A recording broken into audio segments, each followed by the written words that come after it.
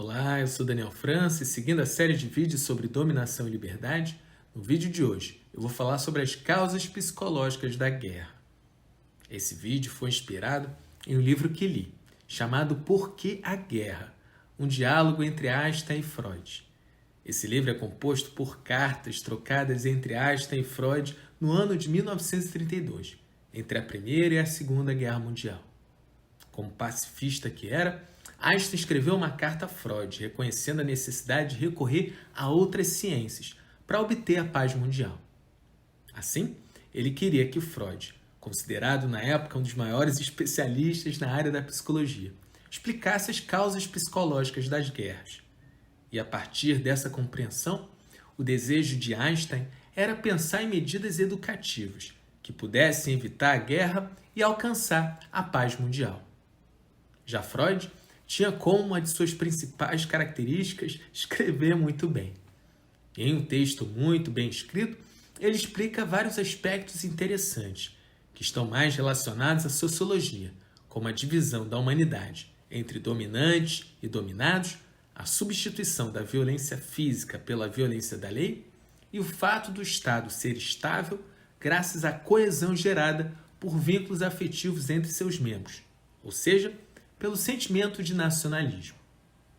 Mas com relação à pergunta central, a causa psicológica da guerra, Freud na época estava muito envolvido com a sua teoria mais recente, a ideia de que todo ser humano teria, dentro de si, as pulsões de vida e de morte, ou seja, um impulso que levaria o ser humano a construir, criar e viver, e outro impulso que o levaria a aniquilar, destruir e matar.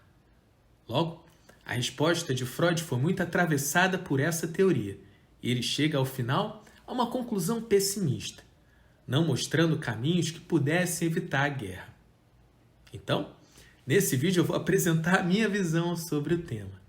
Eu vou falar de forma resumida sobre a principal causa psicológica da guerra, segundo o meu pensamento. Uma das teorias mais importantes dentro da psicologia é a teoria do princípio de poder, desenvolvida pelo teórico Alfred Adler.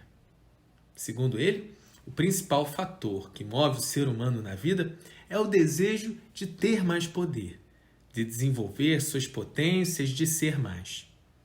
Esse princípio, chamado por Adler de princípio de poder, já pode ser observado nas crianças. Ao perceber a superioridade do adulto em relação a ela, a criança busca se desenvolver gradativamente, para ao final igualar o seu poder ao do adulto ou até mesmo superá-lo. Mas esse princípio precisa ser educado para que a pessoa se desenvolva de modo a promover equilíbrio e saúde para si mesma e para a coletividade da qual faz parte. Isso porque é legítimo, saudável e necessário que a pessoa queira desenvolver suas potências, ser mais inteligente, ter mais habilidades e evoluir. Mas o problema é quando o ser humano resolve utilizar o seu poder para dominar o outro, para oprimi-lo.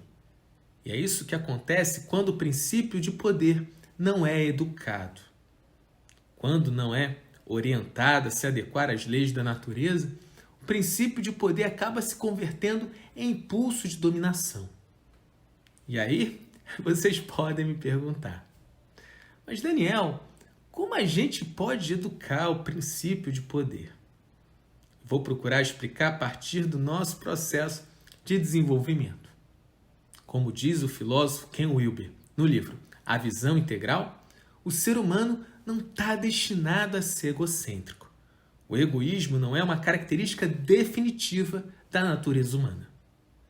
Todos nós nascemos egocêntricos, e a fase do egocentrismo nos primeiros anos de vida é importante no processo de construção e desenvolvimento do nosso eu. Mas à medida em que vamos nos desenvolvendo e passando pelo processo de socialização, somos ensinados que precisamos respeitar o outro, o espaço dos outros. Precisamos respeitar regras de convivência para viver em harmonia com as outras pessoas. E a partir daí, nós vamos migrando do estágio egocêntrico para o estágio etnocêntrico. Nesse estágio, a consciência se expande para além do eu.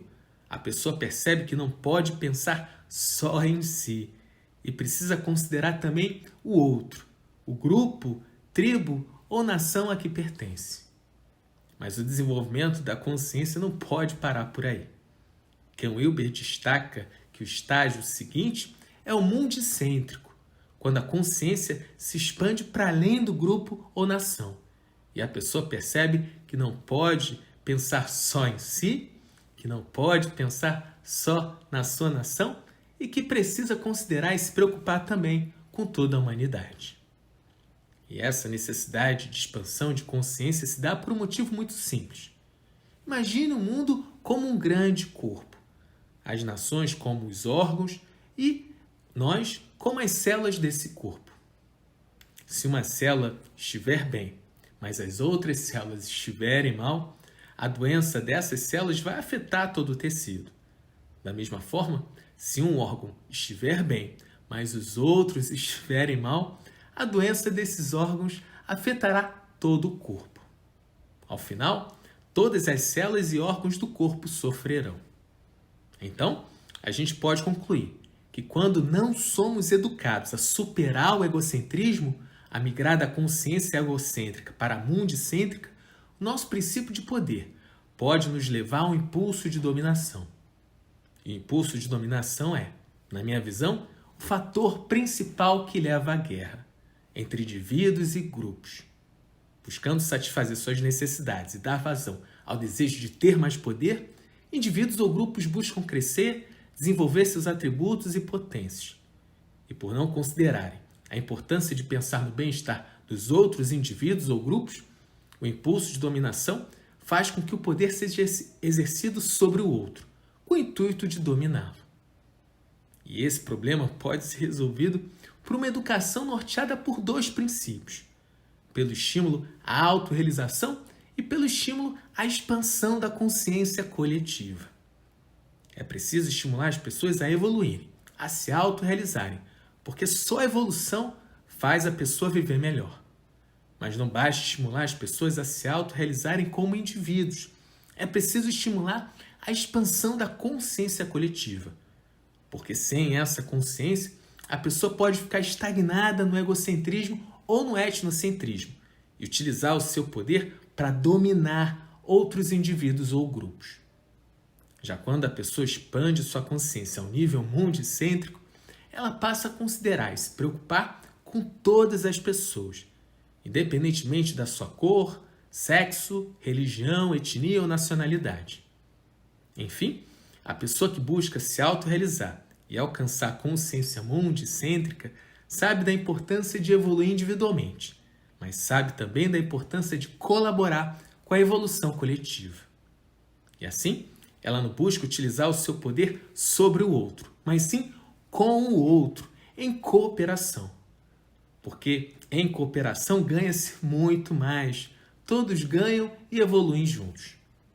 Concluindo, uma educação orientada pelo princípio da autorrealização e pelo princípio da expansão da consciência coletiva seria, na minha visão, um dos caminhos possíveis para conter a guerra e construir gradativamente a paz, a harmonia e a saúde entre todos os povos da humanidade. Então é isso. Eu espero que tenha sido útil e até o próximo vídeo.